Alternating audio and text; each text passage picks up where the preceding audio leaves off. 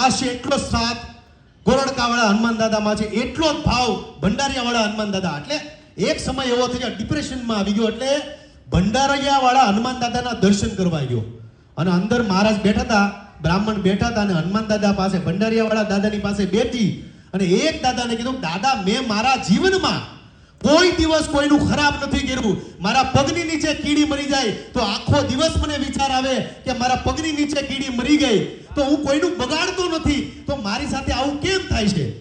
આ તેલની શરૂઆત મેં કરી છે, મને કોઈ આવડતું નથી, કોઈ નોલેજ નથી, ધંધાનો ધ મારા જીવનમાં મેં નથી કર્યો, હવે હું કરું હું.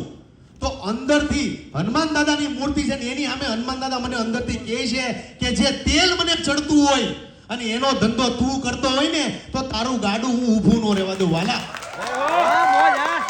મેં તરત ન્યા ભંડારીયાવાળા હનુમાન દાદાના જે પૂજારી છે એને તરત કીધું, મને દાદાએ આવું કીધું. મને કે આ તો અંતર્યામી છે, તમે ચાલુ કરજો, તમારું તેલનું ગાડું ક્યાંય ઊભું ન રહેવા દે મારો હનુમાન દાદો.